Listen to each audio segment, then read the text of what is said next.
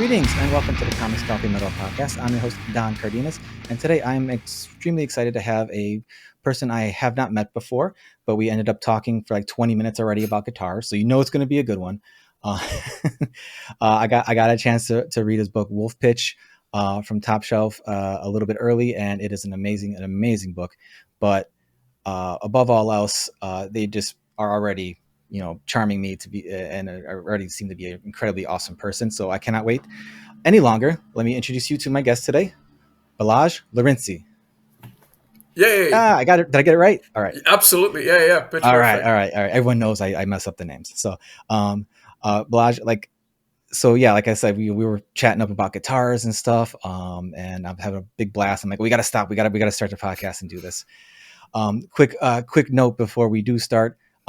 It is later in the evening for you, but it's middle of the day here, and it is like the hottest, humid day. So if I'm really red faced and sweaty, and you guys see me sweating on camera, sorry, I can't avoid it. But it comes with the territory. But aside from that, enough about me being sweaty. Let's talk about this awesome gentleman here. So, Balazs, Comics, Coffee, Metal. What are you digging right now? In that order, comics. I actually have my to read pile behind me, so I'm just gonna quickly grab it. Yeah. Some visual aid as well. Yeah, I've been trying to put dents in my to read pile too. It's getting rough. I had a really bad habit, like years and years ago, to just buying comics all the time and then stockpiling them. It's a 6-volume series. I'm just gonna wait until all the deluxe hardcovers come out and then read all of them. And I ended up not reading anything. So now everything I buy goes on the next to the couch on the to read pile, and they don't go on the shelf until they get read. And at least I can see like how the pile is like building. Mm-hmm. So I can like keep myself in check. And like, too many books, haven't read them yet. Yeah. My problem is like I read pretty much digitally now. So it's like I don't get the visual indicator of like, oh, I need to do something here. Yeah, visual comics is fine. It's on your tablet. It's not, on the bookshelves behind you and then just stuff falling off of it. So currently reading, what is it called? Gold Kingdom and Water Kingdom. It's a shoujo manga, 1 volume. It's like not fantasy, but it's like a fictional 2 warring kingdoms, and there's an arranged marriage, and it's kind of like a comedical, political. It's cute so far. I like it. Just got the first volume of Witch Hat Atelier. Okay. Have you heard of this? I've heard of it. Like so much manga, I've had a lot of buds and people on the show that just mentioned like what they're digging with all that, and I'm like, I gotta check some of this stuff out. And eventually, I know I will. But like I said, like the getting to it and remembering like to get to it, like It's terrible. I'm trying to be better about that though. But yeah, that's definitely one of the ones I've heard so much about. Manga is like a whole new world. Like you can be into, like you say, you're into comics, and you mean like American comics, and it's like a whole universe. You can never run out of stuff to explore. And then you're like, oh, I should get into manga, and you open the door, and it's another even bigger universe there. It's just way too much stuff to read. But I've read this digitally before, up to like volume 10, and this is like one of the best things I've ever read. Like it's just the art.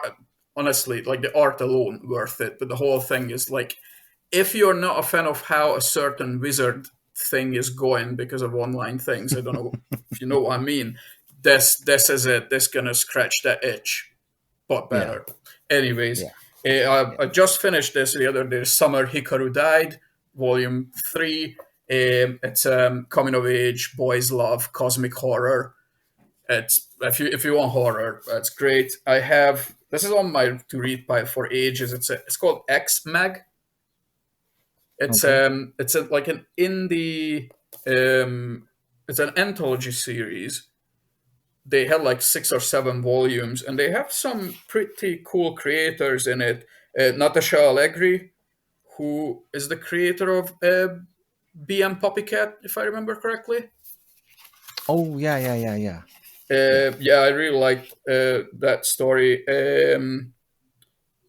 Can't remember. There's a couple of them. Oh, Loic Locatelli. I don't know if I pronounced the name right. I think they did. I have. What was it called? Sorry, I'm looking at my books behind me. Oh, no problem. It's a Magical Girl series. I forgot where I put it. I'm horrible at organizing my books. You know, I will remember it as soon as we're done recording, and I'm Yeah. horribly embarrassed that I blanked on it. Yeah, I've been there. Been there. Flavor Girls. I think it's called Flavor Girls. Okay. Someone gonna correct me. And then I have the latest volume of Lore Olympus Ah, hardcover, which is the famous web series that just ended, but I'm following it in physical releases. So that's what I'm reading, well, hoping to read soon. I keep watching movies instead of reading books recently. And then coffee wise, I keep drinking pour over coffee. okay. Are you a coffee machine guy or French press or I am a drip machine guy just for the right? convenience. I know if I get into like pour over stuff and all that, like I would probably be like I have to stop myself from like really getting into things because Mm, I'll get too into it, you know. hyperfixation. Yeah, so I really kind of focused on trying to see like how can I make my coffee drip machine coffee the best it can be. So I've been like Yeah, looking at coffee YouTube channels and like reading stuff about it, and I think I've gotten it pretty good, but I haven't tried pour over yet, but I've done French press, cold brew, stuff like that. So I, I, I, I like the idea of the ritual of it for sure. And if yeah. I was ever like, oh, I'm a 1 cup of coffee a day guy or something, that would probably be more feasible. But I'm like, I drink like 2 or 3 a day at least. And it's like, that's a lot to do two or three times a I day. drink two of them, but I have a filter coffee machine. I got fed up with cleaning it. I Yeah. just Yeah. the jug, and then I got an espresso machine. But I had some like weird throat bug last year, and I could not drink Oh, espressos. It was really bad for my throat. So I went back to instant coffee, which is not the best, but for my throat, it's literally like yeah. after that I couldn't. And then in work, I work in like an electronics shop or like a big chain here in the UK, Okay. and our boss is really into coffee machines, and he rescued a proper like barista machine. Someone just like brought it back. Oh, It's like, oh, it's broken. And the guy was like, it's not broken. We just have to clean it. And so we have that in the staff room. So I use that to like do like a big mug of black coffee, and that stuff is great. But I just do the pour over stuff. I got this like pour over cone that you just put on a mug. So it's not hmm even like the jugs. You just have one mug. You put it on top of it. Put the filter in that, and then that's it. And it's super easy to clean. Takes like 3 minutes to make, and I just use a local like a supermarket chain brand coffee called Taylor's, which is apparently like it's coming from people who like really like their coffee. Like okay. for example, my boss he said that like apparently that brand is like as far as supermarket brands go, like it's better than the Starbucks or the Costa or Yeah. whatever Yeah. that you buy. Um, we have like one coffee shop in town. They're barely open. They open like 5 hours a day from like Tuesday to Oh, Friday. wow. So like sometimes when I get there, I try to get like a coffee of the month type of deal, like hmm coffee from like Brazil or whatever. But it's always like 50-50 if it's gonna be good enough. So I just hmm stick to my pour over stuff. But Yeah. I quite Well, like yeah. coffee. Nice, nice. A lot of like generic grocery brands or something like that, they're most likely often sourced from major manufacturers or Yeah, like people who are already doing it and they're just kind of like slapping their label on it. And that's where it's like that's why sometimes if you get like a grocery brand thing, I'm like, wow, this is actually really good because you're getting it from like a yeah, top-notch source. It's just, their label on it. Which is cool, because you get to save some cash. yeah. Although to be We're, fair, we're if yeah. yeah, go on. I'm very lucky in that there's a lot of really great independent roasters in the states, even especially even locally. Um, there's my listeners of the show know my main is a place called Rootless Coffee. They're based out of Flint, Michigan. I've been on them for like almost 4 years now. It's like that, we get a giant 5 pound bag Oh, nice. delivered Oh, by a beans, right? subscription service. What's that? Is it beans? Yes, That the you, beans, and, the and you beans. grind them yourself. Yeah, yeah, Yeah, yeah. yeah, And okay. then it's timed. So the bag comes in. It's timed as such that once we're done with that bag, there's like 2 weeks where I can just go get a different coffee To from a different experiment. Yeah, roaster. yeah. And there's a few I've tried. There's one in Illinois, where the state I'm in, called Snowdrift. That's really good. There's one in Wisconsin, the state right north of me, called Rusty Dog that I've really liked. Sometimes I'll try like the store brand coffees or whatever, just to see like maybe it's good, maybe it's not, you know. And around here, more often than not, it's kind of all meh, you know. But you know, I'm not a snob about it. I'm like, it is what it is. It's just not for me. Whatever Um, tastes good tastes good. If it's a yeah, Starbucks yeah, one that you bought in your local convenience store and tastes good, then it's fine. yeah, and yeah, we definitely get the beans. And I used to have a blade grinder, like the little handheld Yeah. thing, and we had one for many years. It broke. I bought the newest version of that one or whatever, and it like the plastic seating on it or whatever broke like within a month. So I was just kind of like dealing with it for a while. And I'm like, you know what? I'm done dealing with this. So I went and I got a burr grinder, which is for people who may not know, it's basically like burrs. And it grinds the Right. coffee. It's a lot less violent Okay. to the coffee, and I like is the cheapest one we could that seemed like people recommended. Okay, Mhm. and it's nice because I can just pour in, you know, I can just keep some in the top because it's got a chamber for that, and then I can just set how many cups I'm going to brew. Press the button, and it'll grind that amount, and it's perfect. So we've been doing that lately, and that's been really good. With the coffee maker coffee, I always mention this in case someone hasn't has a coffee maker and they kind of want to like spruce up their drip coffee. If you have the one that has a feature where you can like take the cup out, take the carafe out, and it won't drip down, like the sneak a cup feature they call it or whatever. Most of them have that anyway. If you do that while it's just starting and just let it like get in there and you kind of like mix them up, almost like a French press. Like you let it sit in there for a bit, you mix it up a little bit, not as long, of course, because it'll overflow if you wait too long. But then you put it back in there, and then so it gives the beans chance to saturate a bit more. And like I learned it from one of the fancy coffee guys on YouTube. Yeah. As He's a like, guy with the this way, blonde guy with the you know, glasses.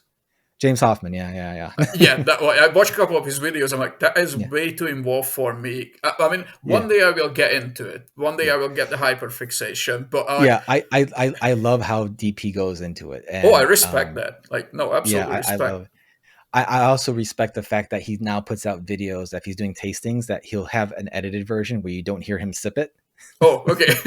For people who because are he not has this very into distinct like it's almost like a zipper. It's like a like when he's sipping things.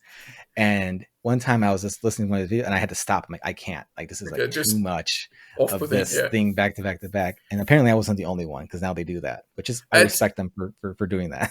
yeah, it's one of those like ASMR things. Probably some people like the chewing, some people hate the chewing, Yeah, exactly, and it's. exactly. I need to get into the grinding as well, but that coffee brand, the Taylor's one, you can just buy the beans or you can just buy the ground Yeah, one already. So I'm like, that's easy. Once in the future, when I'm gonna have a bigger kitchen, I'm yeah. probably gonna invest into like a proper barista machine because I don't like to clean them as much, but they're Hmm. nice. They are nice. They Yeah, just cost like I $1,000, thousand yeah, pounds. it's that's definitely one of the things where I'm like, yeah, if I had the funds to do so and the space really Yeah, to do space. that, like that would definitely be a thing. My wife and I would be like, yeah, let's do that. That's like our one like expensive thing that we really like do. We don't drink, we don't go out very out Yeah, to lavish things or anything like that. But we like our nice coffee. yeah. you The know? one expensive thing, and then your Yeah, guitars. yeah. And I was trying to segue. yeah. Well, let's get to it. Are you a metal guy? I used to be, but I still like metal. But when I was younger, I got into like punk rock music and the metal. Well, it's gonna be embarrassing, but embarrassing to some. I don't care. I got into Limp Bizkit when I was like 14. Oh no, it's fine. Uh, I like I said, I'm 41. Like the new metal thing, that was my end of my high school. Like that was the thing, yeah, and I'm and 38, as so that was the as start of my high school. yeah, so that was that's it's not I don't at the time even then Limp Bizkit was kind of like but like even like these days like they lean into it so much, like yeah, you're like whatever man, like you think we're cringe or whatever, we don't care, like and at some point, I'm like, you gotta like flip on it and be like, good for you. Okay, cool. And they definitely were very talented musicians behind, Yeah, the rapping or whatever you think of Fred Durst as a rapper or a frontman or whatever. Behind they were all very talented. So it's like there's stuff there if you're a musician. Like if you I want to mean, listen to, there's some pretty cool stuff there. people say that he doesn't have like charisma, and then but he's still on like the some of the biggest stages in the world, moving like thousands of people. Yeah. And Oh yeah. but when I saw like when Chocolate Starfish came out, which is the third album, I think, the one Hmm. that got really big, Yeah. Roll In and the Mission Impossible stuff. Yeah. Yeah. I was like 14, and that's when I started to get into like all like I think around that time was like the Red Hot Chili Peppers Californication as well, just played on Okay. TV Yeah. all the Yeah. time. Eminem was like getting to be really big, and I just Hmm. saw like Fred Durst in the Rolling music video, and I just thought he's like the coolest, and like the whole music is Hmm. the coolest and just the heaviest. Yeah, I was 14. What did I know? But I still like I hear Rolling. I'm like, yeah, that's a bop. That's a great song.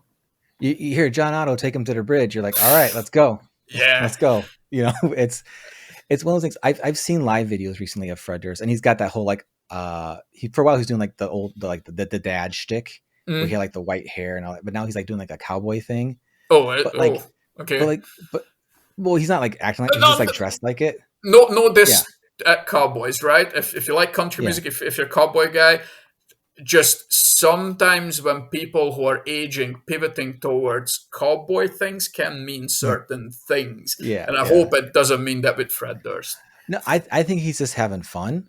I hope so. Because he's not they're not doing country songs at all. Yeah, They are like still doing that, and just like he's moving like he did in 2000 or whatever, doing the same moves and stuff like that. But he's in a cowboy thing, and people are going nuts for it. And it's like, honestly, and as yeah. far as I know, he's not kid rocking himself as far as I Okay, know. yeah, I don't want to name names, but Mm. yeah, Yeah, yeah, that's one of those. yeah.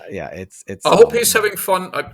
I don't know how he's as a person, but yeah, everything I've saw about him, like, yeah, it seems like all right. He did a yeah. movie, right? Didn't he do that movie with Travolta? He's direct. I think he's done a couple movies. He did one with John That Travolta. was famously bad. Yeah. The What Fanatic? else? Yeah. I, again, like there might be something missing, but I don't recall, at least these days, like, because I know in the early, like he had the bravado of everything, whatever, but like I haven't really heard like anyone say too much negative things about him or anything at all as a person. I'm And the glad. I'm fact that glad. it's like all the same guys in the band right now as they Yeah, were when he yeah. started, They like, didn't rotate them out. come There's on, no like, like. yeah, yeah. I'm pretty sure that means he's not a giant asshole. you know, Hopefully, yeah, because yeah, most of like just look at Guns N' Roses. That's like two bands now. You have exactly. Axel and you have Guns. So Yeah, is that yeah Axel and then the rest of the guys are doing their thing. yeah. So I'm not saying like someone is an asshole there, but like obviously they had their differences. Yeah, There's yeah, a no, couple yeah, of bands yeah. like that. It's so, but yeah, okay. You get Limp Bizkit. Where did that journey take you? I went on to like everything. Like I listened to death metal and like black metal as well when I was a teenager, and then it's kind of like the rebellious years. Like, oh no, Yeah. it needs to be darker, it needs to be heavier, it needs to be faster. So it was just like really bad punk music, a lot of Hungarian punk music as well, and then just the shittiest death and black metal, and then the whole metalcore and like emo and post-hardcore stuff finally like reached Hungary as well. I think we were a couple of years late usually with Okay. everything, especially back then because the internet wasn't as prevalent as right now. It's like mid 2000s to like Yeah, 2010. yeah. But I really, really got into like Alexis on Fire. Okay. I still like them. I said just a few weeks ago, I went through like just a week or two when I revisited a lot of these bands that I used to listen to. So I listened to Mm-hmm. like Alexis on Fire, Killswitch Engage, Mm-hmm. like Yeah. the end of Heartache and that era. Those songs are Yeah. really good. Like I forgot, Yeah. like Killswitch kind of became a joke because kind of they were like the Iron Maiden of metalcore. Like when you think of a band that defines a genre, kind of Yeah. to Yeah. me, and like I think to a lot of people, Killswitch Engage was the metalcore band. Mm-hmm. I think they're a perfect example of that. But metalcore kind of became a joke because, especially when we were like when I was playing in a band, we played with a lot of underground bands in Hungary who were trying Mm-hmm. to just imitate that metalcore, and it just became so formulaic that after a Yeah. while it became its own parody, unintentionally. But I gave it like a good decade of not listening to it, and then Mm-hmm. I revisited it now, like, oh, these songs are good, Mm-hmm. like just the melodies and everything. It absolutely slaps. And like I Yeah. listen to some like Periphery and like more Okay. prog stuff. I do listen to like older, so like Dio, Iron Maiden, specifically Brave New World album from Iron Maiden. Mm-hmm. But the last like 6 years, decade, 5 6 years, I've really, especially since I picked up the bass again, a lot of jazz. Yeah. I do love jazz and J-pop and J-rock because I watch a ton Okay. of anime. So all Oh. the all the opening and closing songs, I'm like, what's that band? Let's Yeah. find them. So currently, Yeah. I listen to a band called Yoasobi. They Okay. did openings for Beastars. They did a Pokemon collab song not that long Okay. ago. That got pretty big. They're big now. They're amazing. There's a band called Frederick. Absolutely love them. Maximum the Hormone. I know you talked Yeah. about Yeah. that Yeah. with Shadyamin. Yes. Is that her Yes. name? Yeah. Yeah, yeah. Yeah. She brought them up. I checked them out. Yeah. Did you like it? Yeah. My taste in metal is very wide, I would Mm, say. I like everything from like, the original kind of like heavy metal stuff like Priest or yeah. um, you know, Black Sabbath. Black Sabbath is one of my top ones, Okay. the Ozzy years, no, Yeah. for the longest time I never gave the Dio years any shake, but a few years ago I went back and I for a podcast I went back and I listened to them all. I'm like, you know what? I do like it, but it's just not Black Sabbath to me, Yeah. It's. It's just not, it just doesn't bring the same. It's still great though. It's still great, I'm you not know. an Aussie fan. I'm sad to say that he just No, never clicked with me. he's an But he's not for everyone. I get it. I get it, um, man. for, It's but it's not like I love Sabbath with Dio. Although there's a million years ago, someone gave me a CD. I was like, that's how long ago it was yeah, with the Dio stuff. I'm like, this is good though. But I didn't yeah, know about this Dio guy, and they're like, "Oh, that's a guy who sings Holy Diver." I'm like, "Oh, right, okay, okay." Oh, click, and I think the solo Dio stuff is like amazing. yeah, Like that, I yeah. think that's better than what he did with Sabbath. Although I haven't I like revisited his most. Sabbath Yeah, stuff in a while. yeah. And if I put Dio Sabbath versus Dio Solo, I tend to like Dio Solo more. With the exception of the Heaven and Hell album they did in the 2000s, where it wasn't Black Sabbath, but it was Black Sabbath. It was all the Right. guys. That album was the best one out of that lineup, I think, for me. But yeah, so I like from there to like, I like, uh the genre names always make me chuckle, but like, symphonic deathcore or like, black metal. I don't do a lot of black metal just because I hate doing research because I don't want to like a band and like, Yeah. are they Nazis? Okay, Yeah. they're Did not. someone kill someone or like end a Oh Nazi? man, like so I kind of like go as far as like death metal with that kind of like dark. Even then, like death metal, like I have a few that I really like. There's some that a lot of bands I like that have those influences, but they're not strictly that. You mentioned like the progger stuff.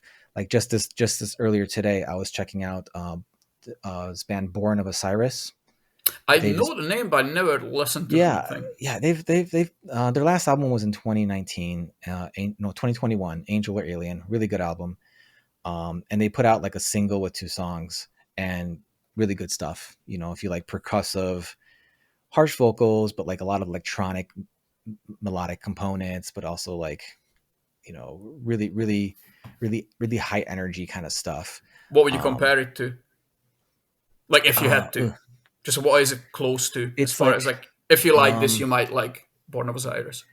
on the percussive end, like it's very like just like genty kind of stuff. If you like Okay. gent, type of Animals as stuff. leaders. It's like that bat, bat, that, that, Yeah. like that kind of like with some really cool breakdowns. But like the electronics that they use sometimes is very like, it's not like a lot of bands like if they have like synths and stuff, it's like dark sounding or anything like that. This is very like high up there, and it's Okay. like almost like you would hear like in progressive music, in progressive metal, almost like are you familiar with Amaranth?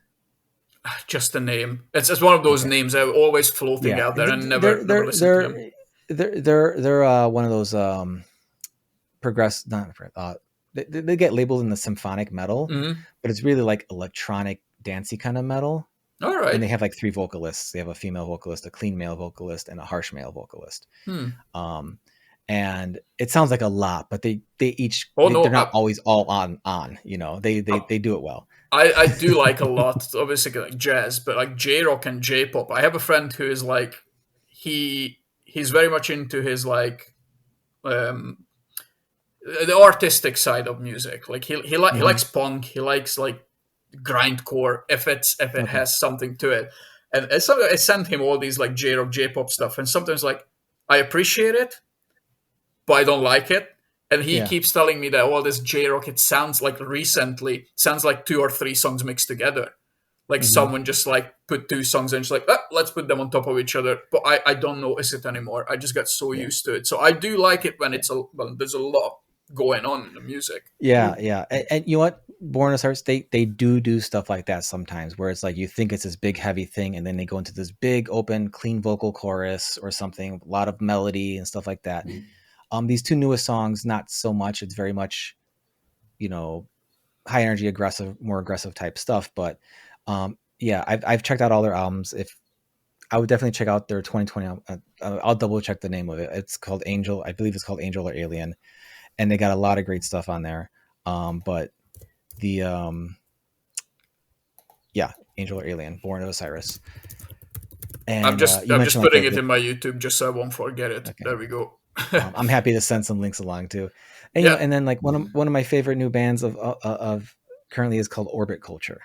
I never heard of that. So They are well. I mentioned before we started recording. I mentioned Gojira. Are you yeah, familiar with Gojira? I am. I Now, haven't listened to them in a while, but I know okay. Gojira. Imagine Gojira and Metallica had like an angry teenage child, Okay.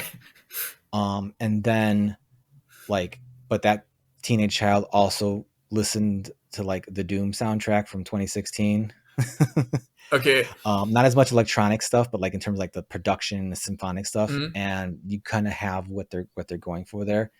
They have a real knack for doing these breakdown riffs, like, and it's not like the genty breakdown riffs. It's just like it's like almost simpler, but it's groovy, and it's just like they kind of like live in my gym playlists because it's like Okay. Yeah. okay, Gets I you know. moving. Yeah. It's like okay, if I have to move the heavy thing, let me make sure this one's on because I'll be ready.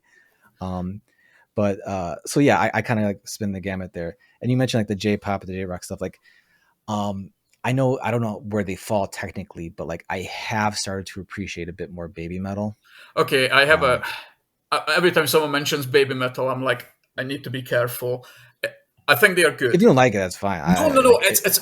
I was for the longest time. I had this thing like you know how people who are a bit older than the Hunger Games generation, who like Yeah. really was into Hunger Games, if you told them, which was me, I'm the same person. Do you like the Hunger Games? No, man, because it's a ripoff of Battle Royale. I like Battle Royale, man. You know, I'm the same with baby metal. Okay. It's like, do you like baby metal? I'm like, it's just a more boring version of Maximum the Hormone. Maximum, I knew Maximum the Hormone like 14 years ago, and it blew my mind. I was Hmm. listening to crossover metal. I really like crossover metal. We had a Hungarian band. I don't really like Hungarian music at all, but there was this band called Subscribe. Shout out to them. I think they're still going. But when they started, that was like first time I heard them, 2007, and it was just like everything, like metal, reggae, hip hop mixed together. And Yeah. still, years after that, I heard Maximum the Hormone, and just the energy and just the sheer contrast of it, it really blew my mind. And I listened to a lot of them, and and then Baby Metal came out, and because they are a bit more palatable, just as far as the music goes, right? It's just not as Maximum the Hormone is kind of weird in a way that like I can't Yeah. show it to my mom. But if I showed my mom Baby Metal, she wouldn't like it, but she would get it. She would be Yeah. like, "Oh yeah, you have your harsh music and then the cutesy stuff on top of it. It's presentable." But because I discovered Maximum the Hormone first, I was like, "This is boring. This is literally just like a commercial version of it." Not Hmm. to I listen to a lot of commercial music, like pop music, like Dua Lipa and stuff like that. So who am I to judge them, right? Yeah. But I had a friend who was really into them, and she was like, "Stop being a snob. Just listen to them." Like, yeah, okay, okay. And you know what? Yeah, they have a couple of really good songs. Like, Yeah. I can't name them. I can't remember them. But I'm like, Yeah. no, yeah, I was wrong. It's just my perspective, obviously, coming from Yeah. the angle. Same as Hmm. if you read Battle Royale or watch the original Battle Royale movie, Hunger Games is going to be very similar. But when you approach it on their own terms, you realize like, oh no, both of them have their strength and Yeah. the reason why you would. Exactly. Because I am definitely, I watched Battle Royale back when Netflix still sent you discs or only Okay, sent yeah, you yeah. discs. I read the um, book. We had the book translated to Hungarian. Me and my friends in animation class, we just like passed it around, like, "Oh, you need to read this, dude." Like yeah, it was yeah. like Because one of those. I heard about the book through whatever American comics channels that I was websites I was getting stuff from. But the movie was, I'm like, okay, let me check this out. And then like years later, the Hunger Games came out, whatever. And I my wife wanted to read a book, so I read the books too, just because why not? And they're like everyone's like, oh, it's just like it takes the barest concept of Yeah, it, but it's complete. It's so much very different. different, And very different. I totally. That's probably why I kind of like. I'm like, okay, I'm pretty cool with Baby Metal because it's like I think mostly for me though, it's like in terms of just like pure riffage, I like a lot of the riffs in Baby Metal stuff. And they're Now, amazing I don't, musicians there. yeah, I don't sit down and like, I'm going to listen to some Baby Metal, but if it's on or it comes on, like on a station or something that I'm playing or whatever, like it's fine. I leave it on. Um, but yeah, that shift and all. They just did a song with a band I really like, Electric Callboy. They Don't did know them. a collab song with them, and they're very much kind of like tongue in cheek. Electric Callboy is very much like a tongue in cheek metal dance, almost like rock and dance, like dance, but like it's very, Yeah, still like harsh vocals, but like they're talking about, you know, was it their the big song they had was "We Got the Moves," and it's anyway. I need to I'm listen to more baby metal. I think because I think I'm behind yeah, and I need to yeah. catch up because. Well, there's so much amazing music out there. Oh Anyway, yeah, like it's kind of like whenever I see people like ragging on other bands, I'm like, there's so much awesome music out there. Like, who has time to complain about the things you don't like? yeah, Like, just go like like comics. Like metal is this all encompassing thing, man. Like, you say I like metal, okay? You're gonna tell me your favorite that's band is some band I've never heard of, and some genre and some subgenre of metal that I've like barely even heard of, crust or punk or whatever. Yeah, yeah, yeah, yeah, yeah. it's I know. yeah, It's exactly. It's crazy, but it's also awesome because that's what I love about metal. Is what I love about comics. Like I love comics, you love comics, awesome. What comics do you like? You're gonna tell me some comics Yeah, I've never it's even like heard you of. like comics and you at least say Batman, like Yeah, specifically the Tom King run, and then someone's like, I like comics, and then they yeah, mean Ducks from Kate Beaton. Like it's just the yeah, polar yeah, opposite of experiences there. Um, yeah. Quick shout out to a couple of bands I just remembered, or music acts. Atarashigako. It's a four-piece Japanese girl band, but they are like a satirical icon, a pop icon like Hmm. band, but they do like dance choreographs and everything. Amazing, just absolutely amazing. They were on American tour as well. Um, Give them a listen. The soundtrack from the animated movie Blue Giant from Hiromi, Okay. who is a very famous jazz piano player. Um, the when Blue Giant, I think it's out on Blu-ray in the US now. Just watch it. Just Hmm. what you're gonna love jazz by the end of it. And Snarky Puppy. I just always listen to Snarky Puppy. Nice. That's a nice mix there. Have you heard about Snarky Puppy? Yeah, I've heard of It's Sucker. seen them live a year and a half ago. Just amazing. Well, on the topic of comics, you should know your comic Wolf Pitch coming out from Top Shelf. And you know what? We've gotten this far into the interview, but I have to give a shout out to Holly from Top Shelf for putting us together.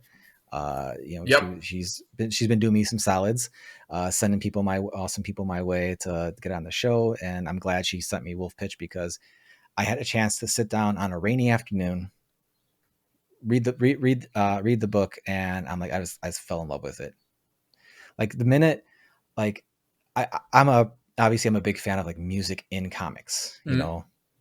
My own comic is about a band. It's it's it's very much something I love seeing. And when there's a point in the book where you threw in just some terminology about the music, I'm like, okay, he's one of us.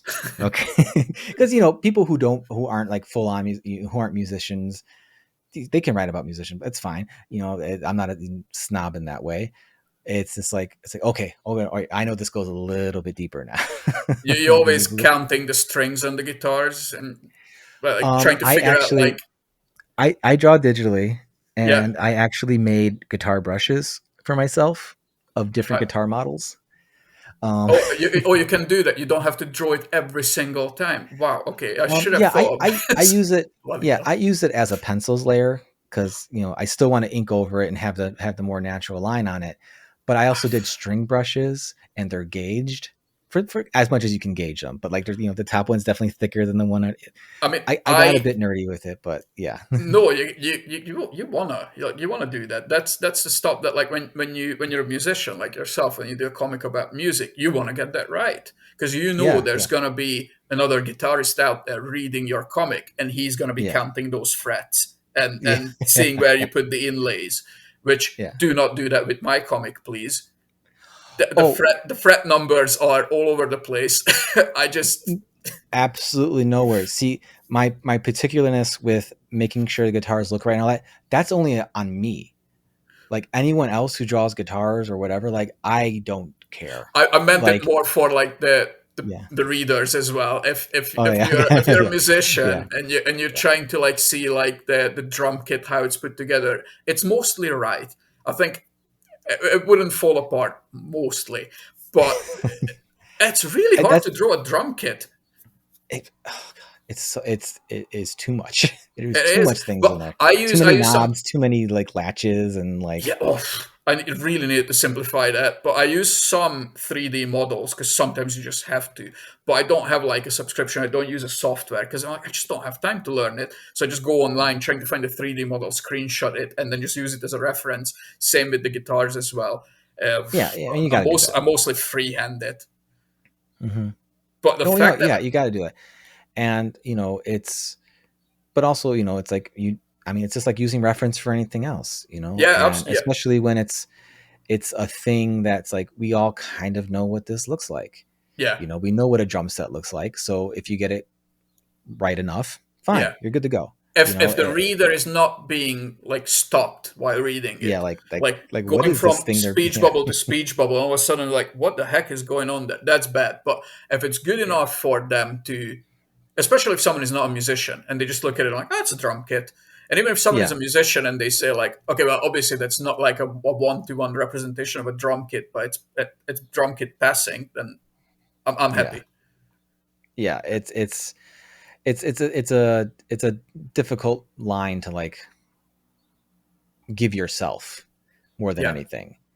And I already threw down my own gauntlet of like if the band's playing, they're all playing the same, like I make sure they're all playing the same it's chord, same chord. Yeah, yeah, or like if someone's like higher up, it's because they're playing the octave of something, or like if if it's a close up during a solo, because I write songs for the book too, like if they're playing a solo, that's a part of the solo they're playing.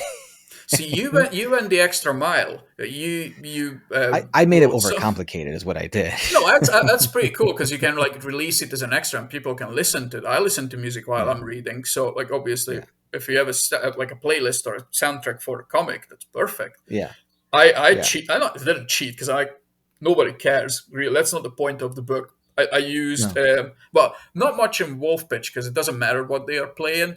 But in my yeah, previous book, Donuts and Doom, because the lyrics kind of had to be there on the page. But I'm like, Hmm. what did I base the lyrics on? So I used the soundtracks from My Hero Academia and Haikyuu animes, same Okay. composer, to like give me a melody that I can Hmm. just do the fake lyrics on, basically. No, yeah. Well, it's just, again, it's using reference. You're just using Yeah, some reference now to make something flow a bit better, look more, bridge that gap between, the page and reality and all that. And we've been talking about the book for a second, but we haven't talked about the book. So if you could do me the honors of giving us the pitch for Wolf Pitch. right. I said that a week ago on another podcast as well. I'm bad at summarizing things because I just spent 180 pages fleshing out the story. So now I have to Yeah. like sum it up in like 2 sentences. But basically, our book is about three musicians: Izzy, who is a werewolf, who's a bass player; Delilah, she's a human, but she's a very good drummer; and Geraldine, who's a jazz piano player, who's a ghost. She used to be a sort of famous jazz piano player, and then she died, and now she's just playing the piano in a little burger joint sometimes. And Izzy has a problem of staying in bands, and she has a beef with Delilah, the drummer.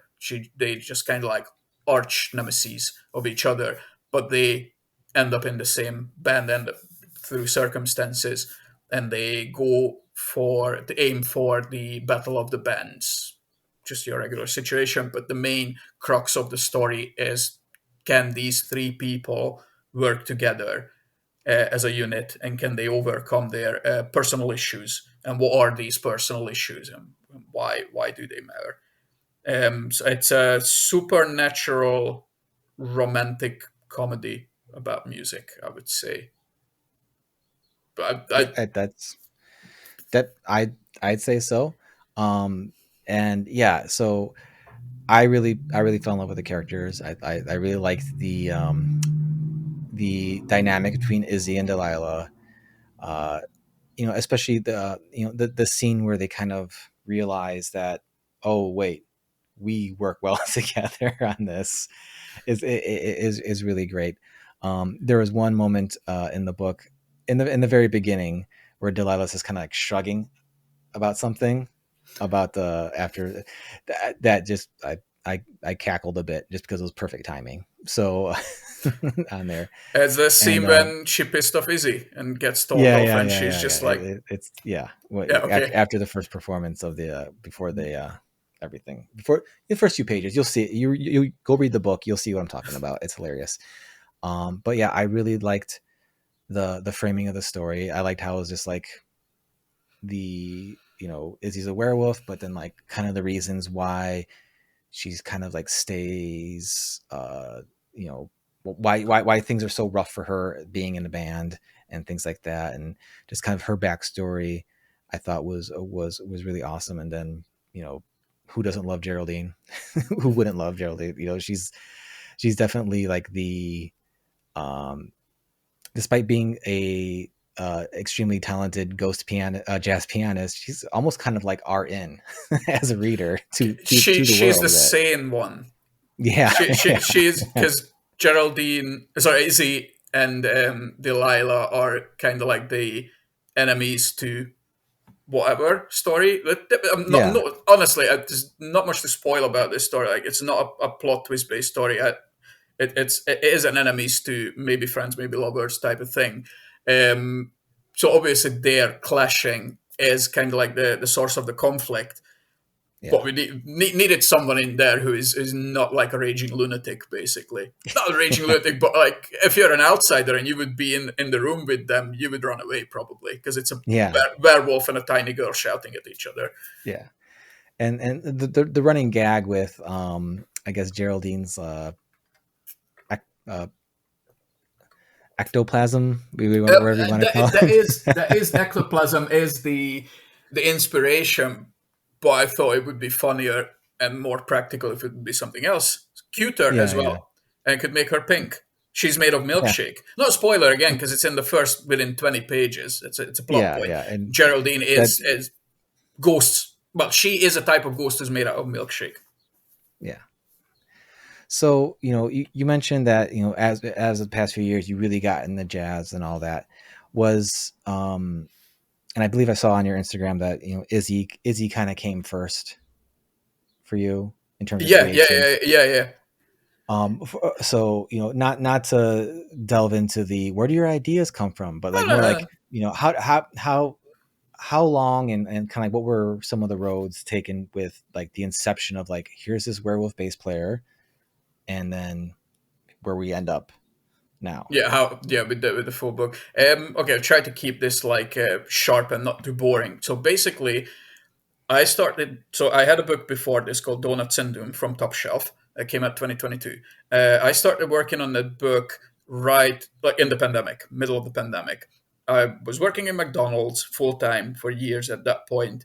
If someone listens to this or who listened to the previous podcast I've just done, shout out to the comic book Yeti.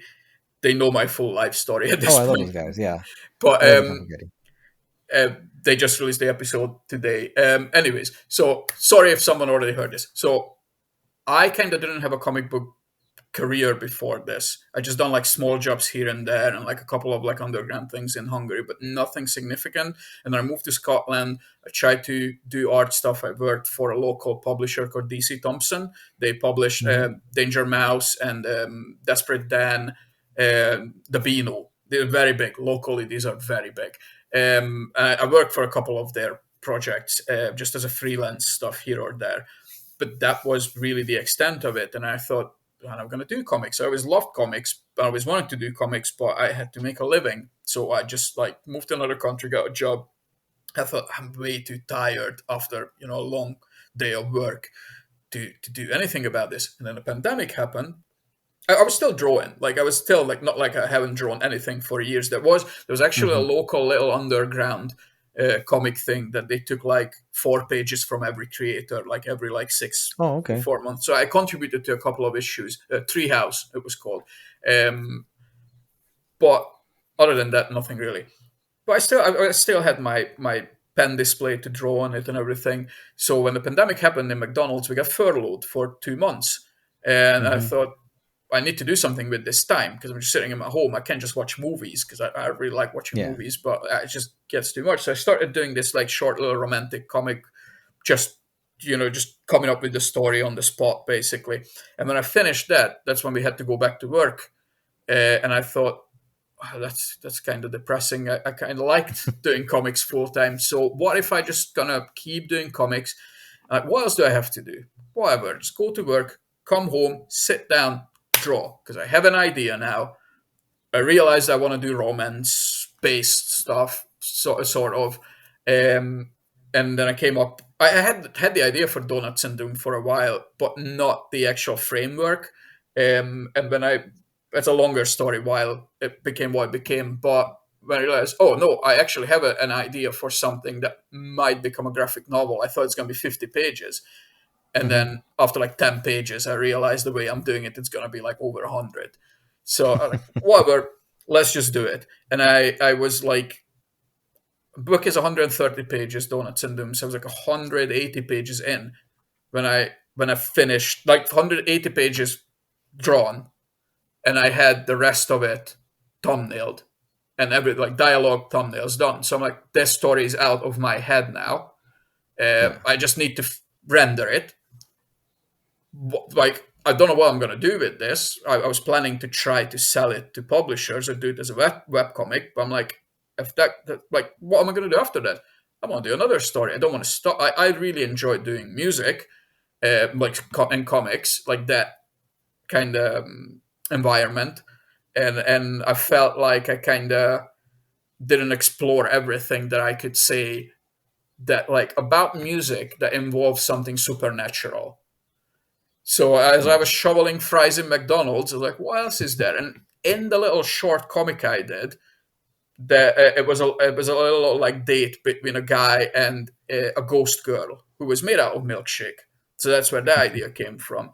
And I Okay. thought, oh, what would that be like? So Geraldine was kind of the first one in my Oh, head okay. as far as like do as a story. But then I was trying to do stuff online, just maybe get some online following with art. and there was like some kind of like Halloween challenge with like prompts, and one of them Hmm. was a werewolf, if I remember correctly. So I thought I could do a side character who would be like a bass player, because werewolves are big, bass guitars are Yeah. big. So I'm like, okay, that Yeah. fits. And like the big fingers, that was the first idea I actually had: big fingers, big strings, big frets on a bass guitar. And that's I drew a werewolf bassist. I can't even remember if I had a name for her yet. And then they kind of like, as I was thinking about the story, the one good thing about McDonald's, the job is so boring that I had so much time to think. So I was Yeah. just doing the dishes and shoveling fries, and I was just like writing a full graphic novel in my head.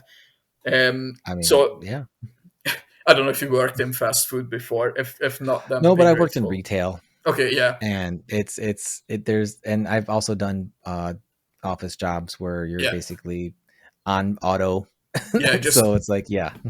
Yeah. yeah. I work in retail now, but it's very involved. I have to talk to people a lot. No. I literally have to do recommendations to them, so I can't think of graphic novels anymore in work. One downside, upside, I'm not in McDonald's anymore.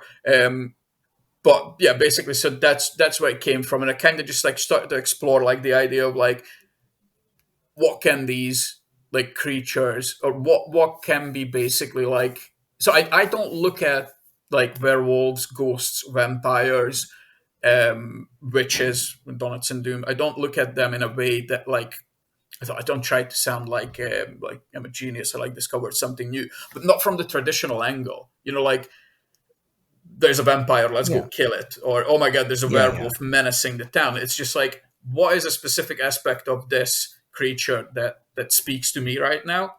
What can I do with it? So like the whole thing with the milkshake thing was first like, oh, she needs to drink milkshake to play the piano because that's how she Hmm. gains like mass. But that kind of became like a secondary thing after a while. And then the same with Izzy with the big fingers. I'm like, wait a second, dogs, wolves have good hearing. And I was Hmm. listening to a band called Wolfpack. I don't know if you know them. Wolfpack. Wolfpack. Wolf, as Oh like yeah. with Yeah, a, with okay. a Yeah. Yeah. V, Yeah. V, Yeah. V and a U, Yeah. The V. Wolfpack. Yeah. And I thought, oh, if Wolfpack existed in my comics, it would be called WolfPitch, because one of the players would be a werewolf with good hearing. I'm like, wait a second, that's the story.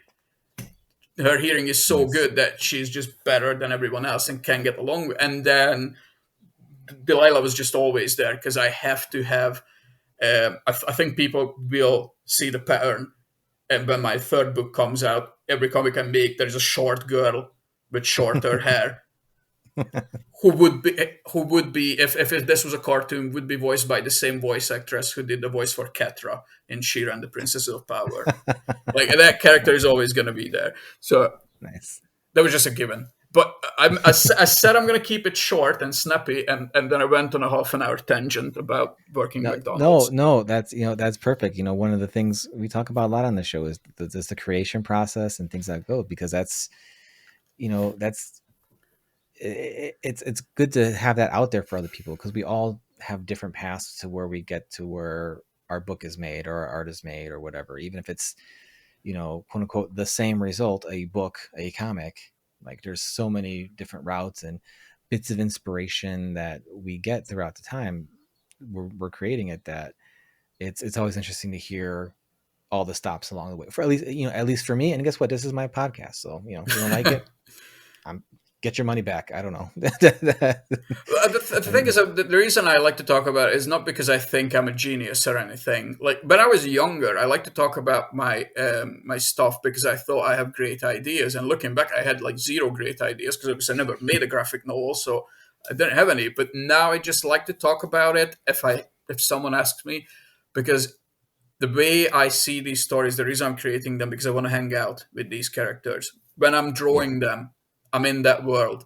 And when I finish a book, even though, when I finish the last page, I know I'm going to have to go through the whole thing again and correct mistakes and go through it with an editor and everything. But when I finish a book, I feel like I'm saying goodbye to these characters. Just Hmm. like when it takes a long time to finish a graphic Yeah, novel. 180 So pages. That's gotta, yeah, that's even like, yeah, and then they keep getting longer. I'm working on my fourth book now, and I feel like it's going to be 250. We'll see, wow. because the third book is over 200 pages. Um, it's like finishing a long series when you get to know the Hmm. characters, and it's especially my characters, so I know them the best. Um, so I just want to transfer that feeling to the readers as well. I just want them to feel like they're just there, they're just hanging out with these people, and Yeah. then when they finish the book, I if someone says, "Oh yeah, that was good. I'm curious what you do next." Perfect. Three Yeah. out of five, or 7 out of 10, or 6 out of 10. But they want to know what I do next, because that means that they were engaged. Yeah. Yeah. And yeah, that That's all we can really hope for, right? Is that someone reads something we've done and they're like, I want more from this person, you know? yeah. Or I will read this again. Or, a Yeah. comfort read. If someone says your book is 10 out of 10, but I never want to read it again, I'm like, oh, what did I do? I know there are books out there and movies where I'm like, I don't think I would want to watch this again, but it's an But it was amazing amazing. thing. Yes. Yeah, but at the But I same can't go through time, that again. yeah, sometimes time changes things, but I feel like I don't want to be one of those. I want to be one of those Yeah. guys like, if I only get 8 out of 10s or 4 stars out of 5 or whatever all throughout my life career, but people just want to know what I'm doing next because they just have a good hour or two with my books, then Hmm. I fulfilled my duty, I think. Yeah. I'm with you 100%. Like that's all I ever really hope for is that someone got the book, enjoyed it. It, you know, made them, not think about anything else Yeah, yeah, yeah, while they're yeah. reading They were it. They're just enjoying the immersed. story. Bonus, they're interested in what happens next. Double bonus, they're interested in what I'm doing next. Or You know, if they got touched by it, if they got a lot yeah. out of it, even more out of it than what I put in there, because maybe it touched on like a nerve, or Hmm. like there's a certain point in their life, especially if it's a younger readers, where like maybe they read my book. There might be someone out there. I'm not saying it's that type of book, but there might be someone out there Yeah. who picks up one of my books and thinks like, "Oh wow, I really needed to read this." Yeah. Then that's a bonus. That's amazing. Yeah. I think it's one of the things as creators, you can't control what people get out of your book, but also it's kind of one of those things where like don't want people to get the wrong thing out of it. Yeah, But when people get something out of it that you didn't expect them to, that's like, um, to me, that's almost better than if they got exactly what I was trying to do. It's like, yeah, oh, okay, this is even more personal to you now. yeah. That's perfect, because I've had stuff like that for myself. I'm sure you've had stuff like that for yourself, from other creators that you've read or listened to or whatever, and just getting that extra bit of connection. We've talked a lot about the story of Wolf Pitch, but I can't not talk about the art as well. I really love your style. It fits Thank the you. book super well. Especially with the expressiveness of everybody. And the thing that really pops for me a lot is just like the color, the choice of to have the I don't want to say muted, just like more Limited. limited It's a colors, limited color and then palette. and how you use that within the story. Because there's a part of Izzy's backstory where after a certain thing, the color shifts, and I didn't notice that the first time I read it, and I've been kind of scanning through it as we've been talking, just because I want to Yeah, yeah. make sure I don't forget to bring up things I liked about the book. And the second time I went through it the other day, I noticed it. So I'm like, I wanted to make sure that I didn't Or misremember the that. the Like, yes, big okay, big flashback yes, about is is his it? big Yeah, yeah, flashback. yeah, yeah. So and just how the color gets uh used just throughout the whole book, I think is really really well done. There is a tendency these days for a lot of books to go hyper stylized with the coloring, ultra rendered, and I'm glad that there's still a lot of books out there that are like, no, color is not that those people don't use color as a storytelling tool, but like you can do more with less sometimes. And did the color process for you, was that as, I guess, did as much thought go into that as it did the art and the story, or is it kind of like you kind of like, how am I going to color this, and then you just started coloring it and like, this is the way it is? Um, it's the most disappointing answer ever.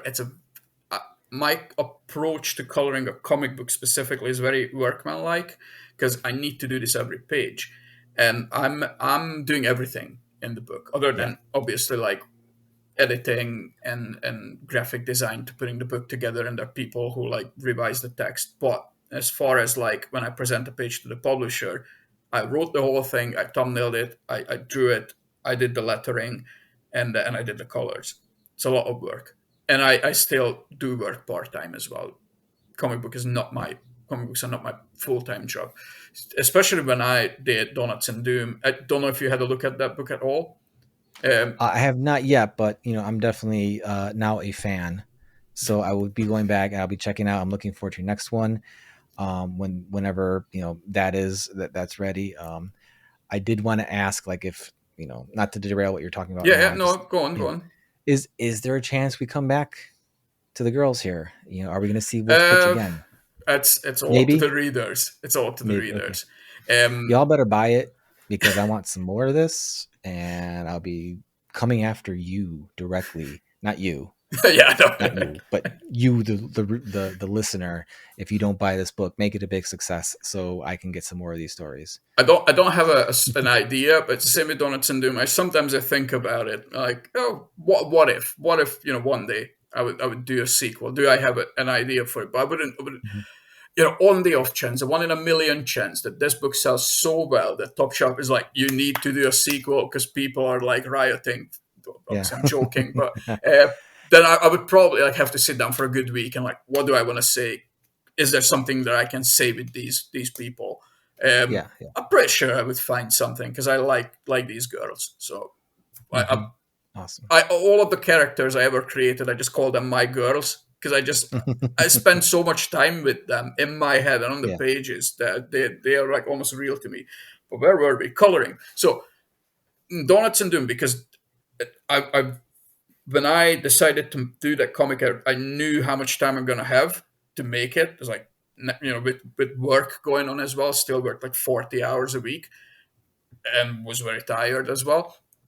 But that wasn't an excuse at that point. I was like, I have a drive, I have a fire inside me, basically, and I have to make this comic. But I had to like, if something is black, like someone has dark hair, that's gonna be black, right? Shadows are Yeah. gonna be black. So that makes it easy. Um, Sometimes you can just black out certain things. You don't need to render it, right? And then same with the colors. Um, I wanted to do black and white, like grayscale, because that if you just leave it black and white, loads of people get alienated. There are lots of people out there who just, even though manga is like one of the most popular things ever, if Hmm. I think if you're not like your comic is not manga, then people kind of think it should be in color. For some reason, people just I read a lot of Yeah. manga, so I No. Yeah. people want color. So I thought, okay, let's do grayscale, but choose a color for it. So Okay. I made it blue, different shades of blue. And I used pink when magic happened, like in a couple of pages, as kind of like a highlight. And like whatever magic happened in that book, they were just pink. Yeah. But I started, and I got so used to it after 130 pages, but I thought, okay, next book, I can't just repeat that. I want to do something new. So I just kind Yeah. of, based on what I did in Donuts and Doom, I started to change up things and see what I can add. And as I drew a couple of pages, because there was like like outdoor scenes and indoor scenes. Hmm. Like, what can I do with this? So I chose the purple hue because purple is one of my favorite colors. So it's to me that's Yeah. just nice to look at. And then when I decided to do like night scenes and day scenes, night scenes are purple with the orange, and day scenes are gonna be different shades of blue with like either yellow highlight or just white highlight. Keep it Yeah. simple. But I think that would signal it to the reader that what part like are we at nighttime, at daytime, indoors, outdoors, and then flashback scenes were grayscale basically because that just Hmm. a very easy to clock visual. Yeah. It's in grayscale. That's in the past. Same with sepia tone. Hmm. That's even if you don't know anything about visual arts. If you see a color story, a color movie, and then something changes to black and white, you usually just assume it's in the past. So Yeah. that was easier. Um, and I relied more on the highlights as well in this book because I think it made it a bit richer, and it just Hmm. basically when I look at a page, the main thing to me is to lead the reader's eye. Mm-hmm. Same, like I put in the bubbles first with the rough sketches. Like my Yeah. writing style is I don't write dialogue on pages. I have a rough outline and I work everything out on the pages because I need to see how the story will flow. And when I do coloring, my main approach is to just like people instantly recognize what's going on there, but Mm-hmm. not necessarily. It's not too workmanlike because you need to have an artistic impression there. Yeah. But Yeah.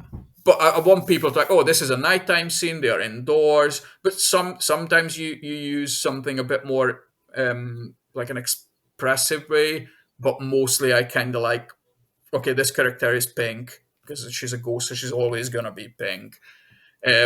And that's basically my approach for the third book and the fourth book. I like just trying to switch things up from the previous book as well, so they won't look the Mm-hmm. same. Because I don't want people to be like, different stories as well. They might require a different color palette.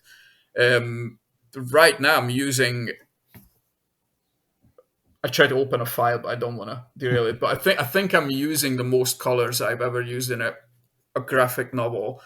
I'm trying to count. It's probably 12 of them, which is a lot Okay. for me. Because like WOLFPITCH is really like 6 or 7, I think.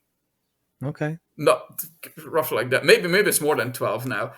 I did like a 30 pages in like 2 shades of purple, and uh, Okay. and I looked at it. And I'm like, yeah, this is good. And I done one page with just a full palette. And I'm like, oh, this is just better. It's more work, but it's just better. Uh, Yeah, that's a sad realization sometimes. You're like, man, it's gonna be a lot of work, but it's gonna be the better thing to do. all respect to people who like do the same thing as me, but they proper color their comics, like Hannah Templar from Cosmo Knights. Like I don't know if you read that book. No, I haven't, but yeah, it's Oh, there's I've done some coloring here and there, and it's like I've even colored some comics here and there, and I'm like, I'm not built to color comics. That's a different type of a person. I like coloring like pinups and stuff because I yeah, can just a spend a lot of one time page, doing just one doing thing. things. Yeah, I don't have to worry about how it marries to the next page. I don't have to worry about doing it again.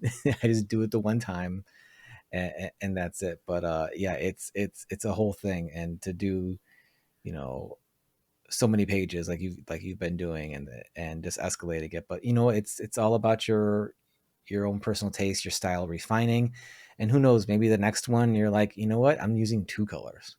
I tried. I'm I using really, I Yeah. really wanted to because I do love it. Like I has some. I obviously have a lot of like books around me, but I Hmm. thought so. The third, but we can talk briefly about the third book. But it's called The Bite of Pepper. And it's about like a vampire story with like skateboarding. And Yeah. my like when I was coming up with the story and the original character design, which if you looked at my Instagram, you've probably seen that character a couple of times there. It was like very lo-fi music inspired. Like in my head, when I imagined the scene from the book, it was kind of like lo-fi hip hop playing, Yeah. Yeah. and a lot of like when you look up on YouTube, it's a lot of like pastel colors and neon lights and stuff like that. So I'm like, okay, I want to capture that feeling for it. So it was a lot of like purple and blue, but with pink highlights. Hmm. So it's that it looks and I used it in a different way as well than I use it in WOLFPITCH. Um, but if you look at the two books side by side, when the third one comes out, you're probably going to see like, oh yeah, this is kind of evolved from the second one. So I thought, Yeah. okay, I don't want to just keep doing this because there's only so much you can do with it. So what if I just do like kind of like indie graphic novel style? So I looked at This One Summer from Mariko Tamaki, which is like black and white but with purple shades. Like it's just like ink washed. That's like one tone, basically, or two Hmm. tones.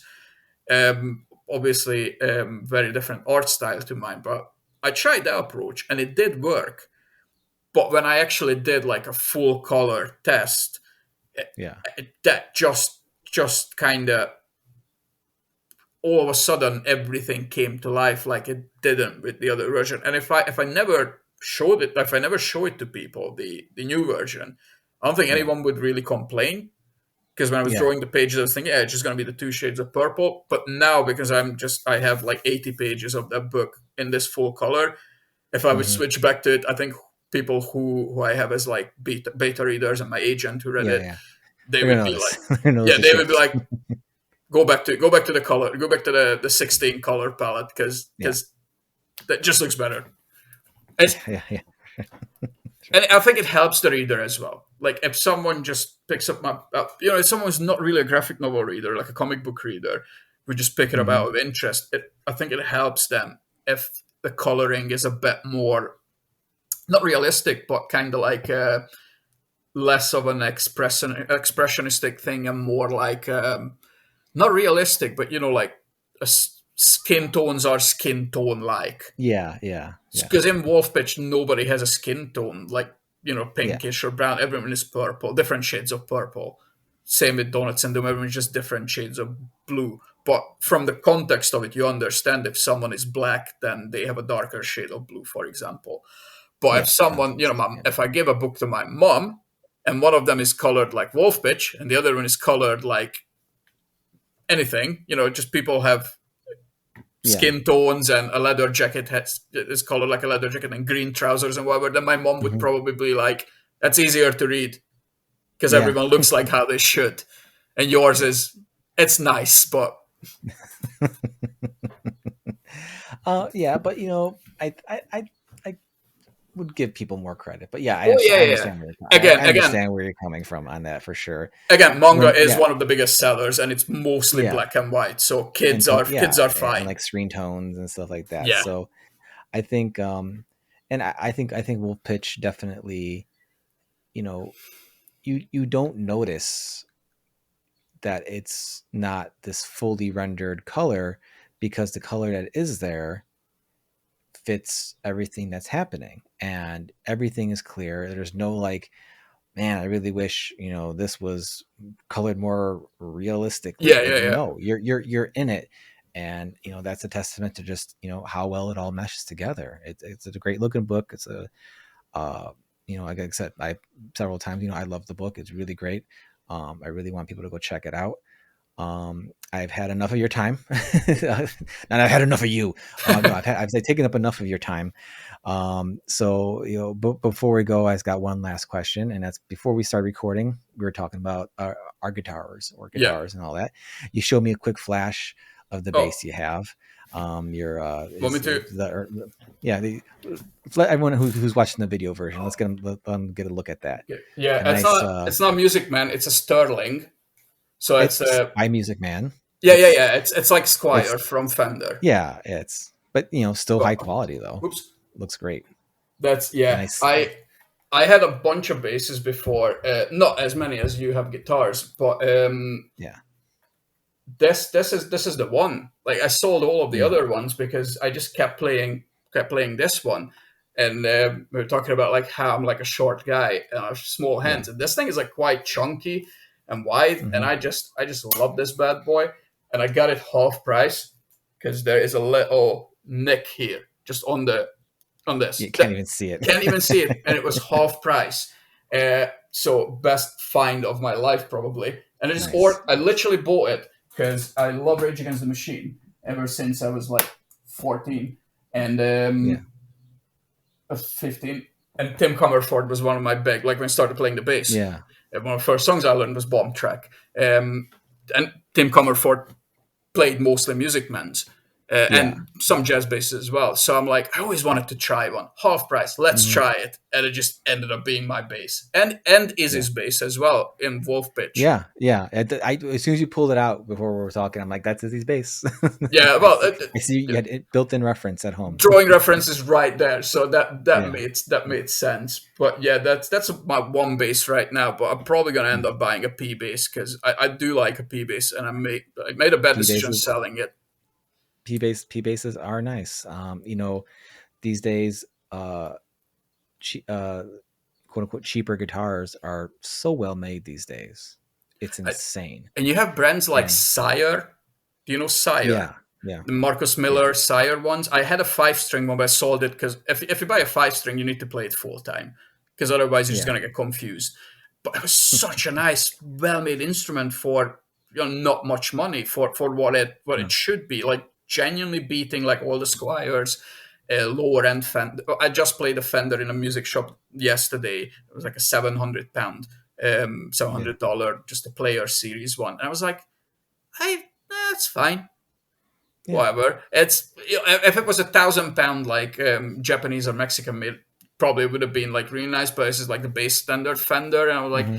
I prefer my Sterling or the Yeah. Sire I used to have. So that Yeah. I'm It's thinking about. Also got flat wounds on them.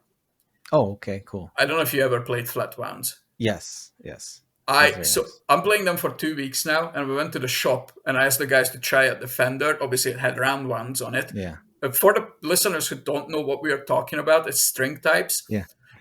Round ones is just a standard basically on bass guitars. So if you ever Yeah. held a bass guitar, you're gonna notice that your fingers are suffering for it when you play on it because it's kind of like playing a cheese grater at the first time. Flat rounds are Yeah. like smooth, Yeah. They are and like cables almost. when you slide up and down, it's like, whoops, Yeah. what happened there? But I got so used to it. They started playing the Fender with the round ones. I'm like, what? It's like playing Velcro. It's so weird. So now I'm kind of like married to flat ones after like 2 weeks of them. Yeah.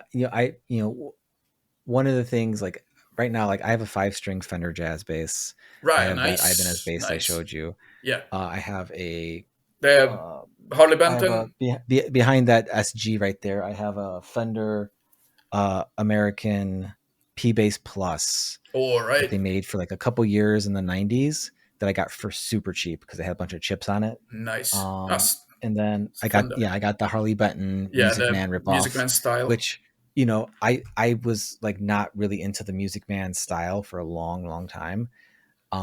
But for some reason that just that aesthetic of that one and it was super cheap. It's I so got it nice. and I It's loved very it. nice looking. And Yeah. I absolutely loved it. So in terms of like bass, I'm like, I'm covered, but like I still wouldn't say no to a fretless, Right. Yeah. because I Yeah. tried flat wounds for a long time and I like them. They're very fun to play. But a lot with like a lot of the music I record is metal. So like I need Yeah. that Doesn't extra suit. bite. Yeah. No, Yeah. absolutely. But like You need that I still rest. like I still want that, I want that P bass flat wound, Oh, yeah, just kind of this like the kind of like mellow or the subdued the growl thumb you get thumpy. from that. Yeah, yeah, yeah. It's. I meant to say like a different type of bass, but I can't remember what I was thinking. That what you would need, maybe like the Gibson or a Hofner. Like Oh, the Hofner, yeah. I almost got like what was it the band like the not the band the brand the sub brand from Fender Squire was Rogue I never heard of that. for a while. They had like a sub brand which was like even like more dog, not even not more because Squire So was actually pretty good, Fender, but Squire, and then Squire Rogue. Rogue, yeah. I think now they're And just making the. they had that violin Paul McCartney, Did they? type model. I almost got one because the band I was in for a few years kind of would have fit it because it was more like Right. Yeah. a rocky kind of punky, but like we covered like Chuck Berry and we also covered the Ramones. It was a couple things. I would have worked with it. Yeah, yeah, but I never got it. What I would like to have, honestly, though, if I had a chance to choose more basses, probably like an SG style bass, SG style. Which one is that? like that body shape, like this, but Oh, like right, right, right. the Gibson EB bass, I Yeah, think. yeah, okay, yeah, yeah, yeah. With the Um, symmetrical yeah, headstock and yeah, yeah, those or are those are nice. I feel like those are. yeah, Did Lemmy yeah. play? They're typically a shorter scale too, so it's like I want a long neck. I want 2 octave necks. Like that's one of my things yeah, that keeping me back from like just buying a P bass. I'm so used to the 2 octave neck for some reason. But did Lemmy yeah. play the He EBs? played a Rickenbacker. Rick and oh gosh, yes, obviously. I've there's a buddy, a guy goes by named Chris Crank. He's a comic book letterer. He also has a podcast called Crankcast. He's a great musician and he's mainly a bass player. And he just got a Rickenbacker not too long ago, and that was They're not cheap. that's one of his gold guitars. And he was so disappointed. Really? I never Yeah, played one. I want to try one, but it's he was like he's like, first I thought maybe I built it up in my head, Yeah. but like just playing it, it just wasn't something he gelled with. And that's kind of like goes to the idea of like, there's just like instruments you just kind of like vibe with and you gel with. And like you Yeah. picked up that Sterling and you're like, this, no, this is part of me. Like now this Yeah. Yeah. fits Yeah. so well with me. I don't even know if And any other store. Like I went to the music shop and they had the yeah, exact same bass there that I have, but yeah, I didn't try it out. But I feel like sometimes like every instrument is different. yeah. So I feel like I got so lucky that I got sent because I ordered it online as well. So I just sent Mm-hmm. this to me and it became almost the perfect bass. A couple of things I could Yeah, change on it, but not really much. yeah, Not nothing major. But that's why I yeah, don't buy guitars online anymore because you just need to try yeah. them out. Well, yeah, you asked me earlier before we recorded like which one's like my baby, and that Yeah, Telecaster right there, I ordered that online. it just Didn't touch it at all. I ordered it from states away. It came and like it was the first time it felt like, oh, this feels like, because I've had guitars before, but I never just like connected with them like that. And now it's like, all the guitars I have is because I have them now because I've connected with them in some way, and that's why I've kept them. Each one makes me play differently. I play a yeah, different style of music, even though most of the time I just post like metal stuff. But like, I have, and again, they're all like budget, and I was kind of like accrued over the past few years of like, birthday gifts and Christmas and stuff like that. budget But they're all, instruments these most days of them, are like really good. To be fair, like there's yeah, so many like brands out what, there that do decent like yeah, budget like I mentioned that guitars. Firefly brand. Like I have three Yeah, of them. Like that gold one was a yeah. birthday gift from my wife. It actually came broken. The Oh, neck was snapped, but I was able to glue it back together because it was a clean break. did I would just It was request a broken at the base. replacement. Like that's. So I glued it back together and kept it. But they sent me a replacement, Oh which is right, this one over okay. here. Oh, so So it's I a got like different color. two. Yeah, yeah. So, but they're Perfect, perfect. same brand, same, but completely different. One's a full pound heavier than the other one. Oh, it's the same type of guitar as well. Same type, just different color. But like one's, again, they're cheaper brand. They're like less than Yeah, 200 each. But like one was free, and like, but the sunbursty one, that one, like I made that into a doom metal machine because it nice. really felt good playing, this like this fuzzy, heavy kind of stuff on it. Yeah, Meanwhile, that gold one, I'm it's it needs some new some TLC because I got to put some. I have a bunch of like custom, not custom, like after party pickups yeah. and electronics, and I kind of swapped them all around recently to the places I wanted them. And the gold one, I haven't figured out what I want, but I want that one. That's like the rock guitar. Like if Right, I'm gonna okay. pick up, I'm like I want to learn some. I'm gonna just jam some ACDC or Yeah, yeah, yeah, yeah. something. I'm gonna pick that one up.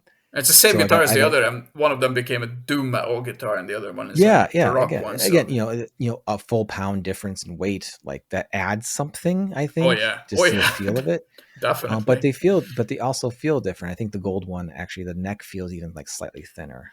Like But probably not. It's probably in my head, but like, I don't know if it's just a light, obviously, but they might be like yeah, different, like wood that they used for the yeah. fretboard as Again, well yeah, on they're the budget neck. guitars, so it could be completely different pieces of wood, whatever, Yeah, whatever they whatever it found is. in the backyard. Yeah. Yeah, yeah, exactly, exactly. But I dig it. Obviously, I don't know that brand, so I don't want to talk No, crap about it. But I was Firefly is fine. joking. They know what they are. They've gotten like kind of crazy good because that silver Telecaster that's got stainless steel frets on it, and they were really well done for like a $190 guitar, which is like insane.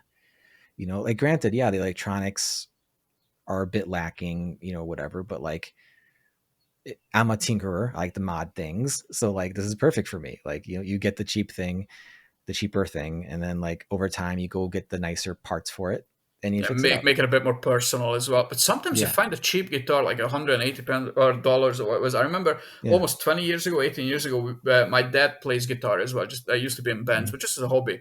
And we went into a shop because he wanted a cheap guitar, and that was like cost around like $100. I think yeah, maybe 150, roughly around mhm. that. It's like some no-name Stratocaster, Yeah. and It's got dust on it. It's half rusted. I was just in a shop and he picks up, what about this one? It's cheap enough. He starts playing it and I was like, do you hear this? And the guy in the shop was like, that sounds really good, actually. So he bought that, and he still has that guitar after 20 Oh, years. And nice. he is like, he bought other guitars as well since. I was like, that's the best one. He barely paid any money for it for what a guitar should cost. And Yeah. 20 years ago, the entry level guitar market wasn't where it is now. Oh no, no, Like you not did, not in the slightest. I think it was 18 years ago, but you did not get a good instrument for under like 400 pounds. No, yeah, Maybe yeah, Ibanez, cheap exactly. Ibanez's were, like, as far as bass guitars went. That was your best bet. Yeah, Yeah. yeah, that's why I had them mainly. But yeah, Awesome. Awesome. All right. Well, thanks for letting me nerd out about some gear talk oh, before we wrap up and all that. I talked plenty as well about my. And honestly, we didn't even get into like kaiju stuff. What? All right. All right. So, Well, I'm gonna I tilt have my to. I'm gonna tilt my laptop. Can you see what's on top of my Oh bookshelf? my goodness! Look at And those! Look at then those handsome! Look at those handsome boys up and there! then I have Look all at the that! Gamera over there as well. So I hid them sadly because I noticed. Yeah, I just got this one the other day. It's Oh, the Super Anguirus. 7 Anguirus. Yeah, Anguirus. I don't know um, how to pronounce it. Anguirus. I think it's Anguirus. I say Anguirus, I can but pronounce I just got him the Gamera other as day. well. I pronounce Gamera Yes. weirdly. I usually say Gamera, but it's Gamera, I think. I watch the Gamera movies. The Yeah, yeah, turtle. yeah, Yeah, that's my favorite. yeah. You know what? All right, so I'm gonna have to hit you up again. We're gonna have to come back on. I'm gonna get my buddy Sophie Campbell. She's a huge kaiju nut as well. We got to talk about some kaiju. I got to Yeah. get you back on. Look. I have a book. No, obviously, Wolf Pitch is out. I'm gonna do a sales pitch now quickly. Wolf Pitch is out Yeah. next week, 11th, and I think 12th. I don't know how the release date. I think it's 11th the official, and then 12th is on like online or something like that. Okay. So Wolf So Pitch is out. this will be posting. This will be posting on next Friday. Oh So yeah, I didn't the book will realize. be So the out book is already already. going to be out. Yeah, yeah, yeah. But Okay. yeah, I'll make sure there's links where you can order it in the show notes. Everyone can check it out. Um, you know, let everybody know now where they can find you on social media. I'm all over social media, but I'm very bad at posting. So please follow me. If I have a lot of followers, I post something and two people like it. So what's the point? I just gave up. I gave up on it at Mhm. this point. But I have Instagram. I have Twitter. I don't have Blue Sky, but I have Tumblr. I still have DeviantArt. My name is Balakin on all of them. So you're gonna be able to find me. Or if you Google me, I have a cart page up on my social media, so they can find me there. And I have a book coming out next year as well, end of summer, which I mentioned earlier. So maybe, hopefully, we can have another chat then, if you will have me back, Oh and yeah, we can have an extended 2 hour chat about just kaiju. 1000%. It's gonna happen. You can't show me all those Godzillas and Gameras and all that and not expect me to be like, all right, we're coming back here. We just will be like uh, an hour of that, just showing each other Godzilla toys. It's just like, awesome. Balazs, thank you so much for coming on. I've had an actual blast chatting with you. thank you for Everyone, having me. go check out Wolf Pitch. It's out now. Links will be all in the show notes below. Check everything out. Support this book. And yeah, I'll definitely have you back on. Thank you so much for your time. Thank you for having me.